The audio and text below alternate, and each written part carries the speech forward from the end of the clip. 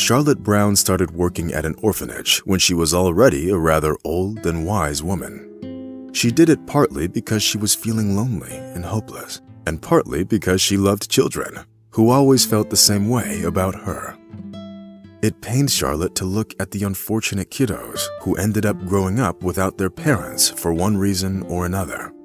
The woman became sort of a grandmother for all the kiddos at the orphanage. She sincerely loved every single child there. Charlotte read the kiddos fairy tales at bedtime, played educational games with them, and simply treated them as if they were her own grandchildren. Few people knew that the woman's life was far from a happy one, and there were several reasons for it. Charlotte's husband died in a car accident many years ago, and her only son went missing at the age of 15. Kevin was a late child whom the couple had been waiting for their whole lives. He was born when his parents were already over 40 and was seen as the gift that helped make their childless family so much stronger. Kevin was growing up as a smart and obedient boy who never ceased to amaze his parents. The teenager's life was planned out for years to come, and there wasn't even the slightest sign of trouble. It was like that until one fateful day when 15-year-old Kevin went canoeing and fishing on a river with some of his friends.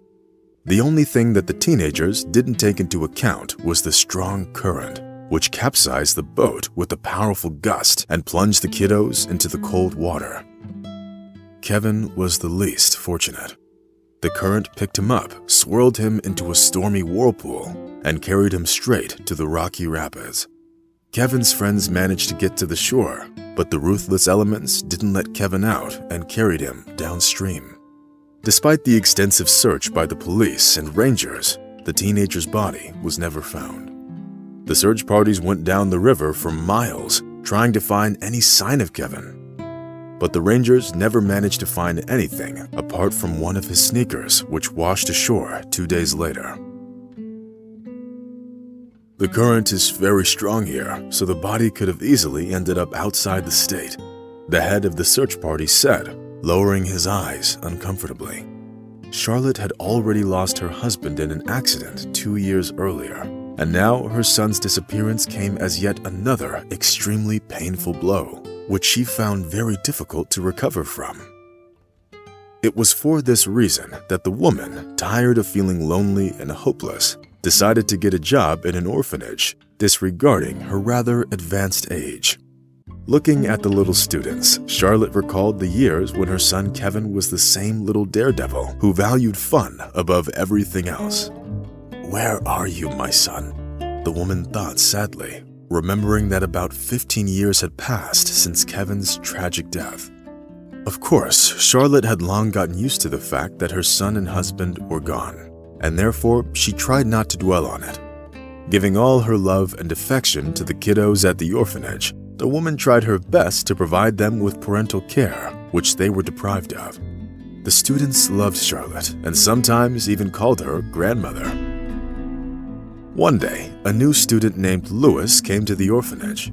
The boy was only 5 years old, and many of the caregivers were shocked that the poor boy had lost his parents at such a young age. But that wasn't the only thing that surprised Charlotte, who loved all of her students without exception and never singled any one of them out. But this boy was rather special. At least for Charlotte he was. When she saw him for the first time, the woman simply couldn't believe her eyes. "God, that's just impossible," the old woman whispered, clutching her heart.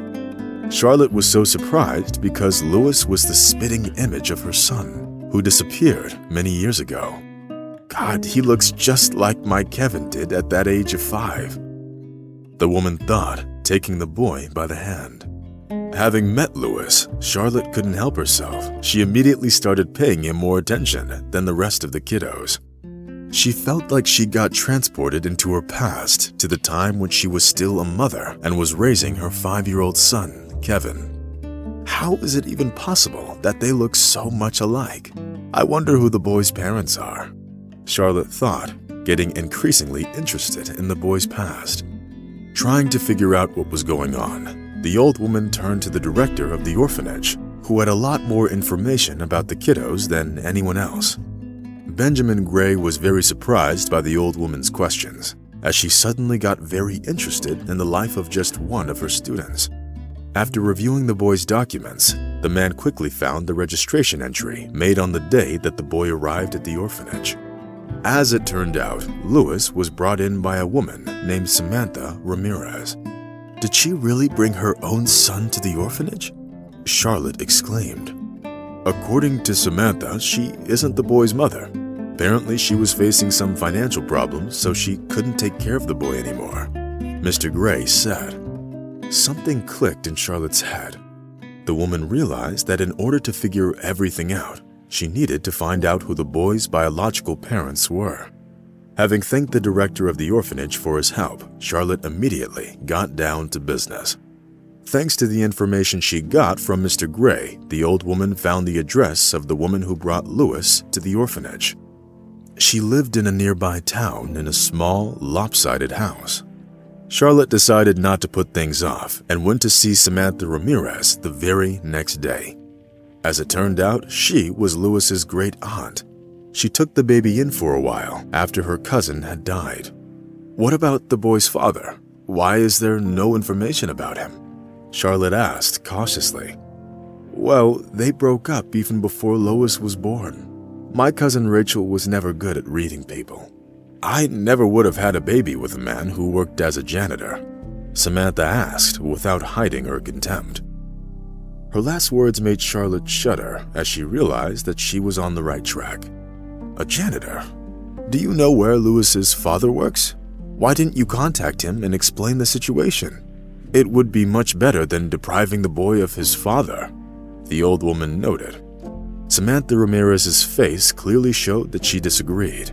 Fortunately, she chose not to start a fight and simply said that she didn't want to have anything to do with that janitor. He works at the city park, the one behind the city hall. See that red brick building? The park is right behind it. Samantha threw in parting and slammed the door. The old woman sighed sadly and slowly wandered in the direction indicated by the quarrelsome old woman.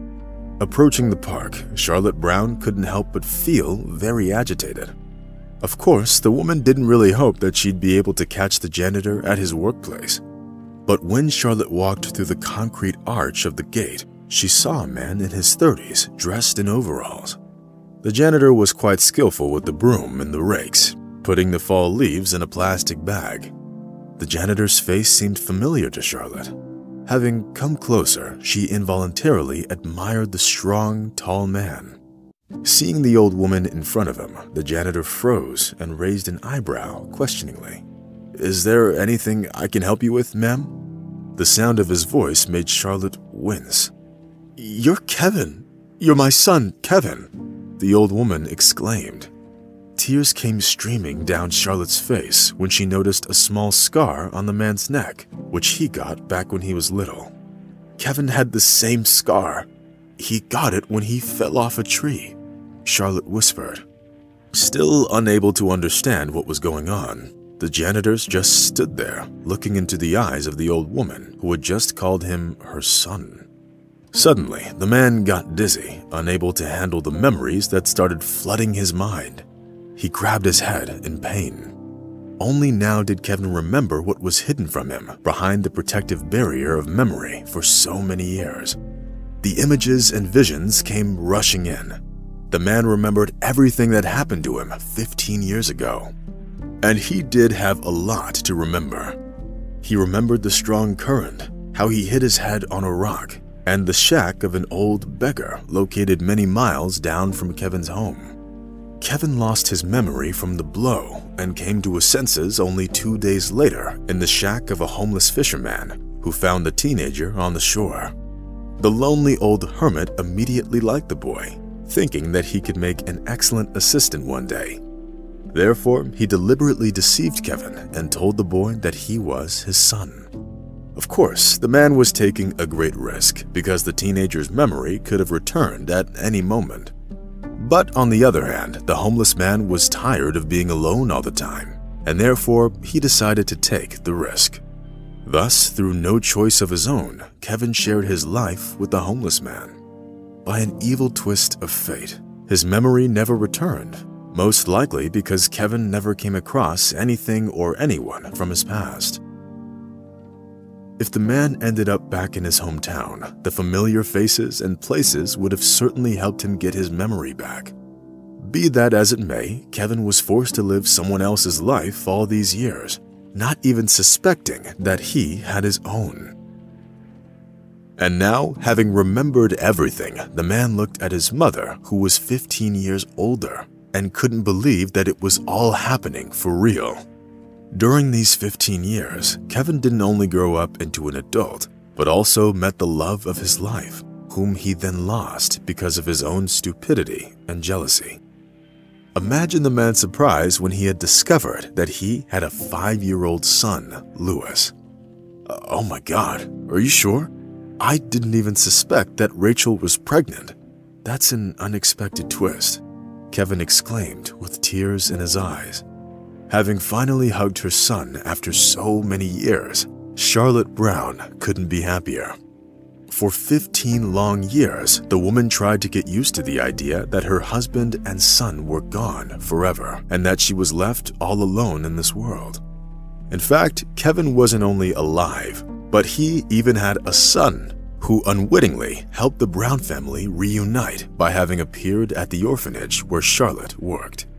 Having taken his mother by the hand, Kevin walked to the bus stop with her.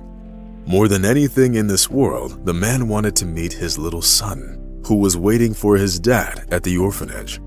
The meeting between Louis and Kevin was very emotional. Having picked up his son, the new father felt like the happiest person in the world. Looking at Louis's joyful face, Charlotte was 100% sure that Kevin would do everything to ensure that the boy was never in need of anything. The ways of the Lord are inscrutable.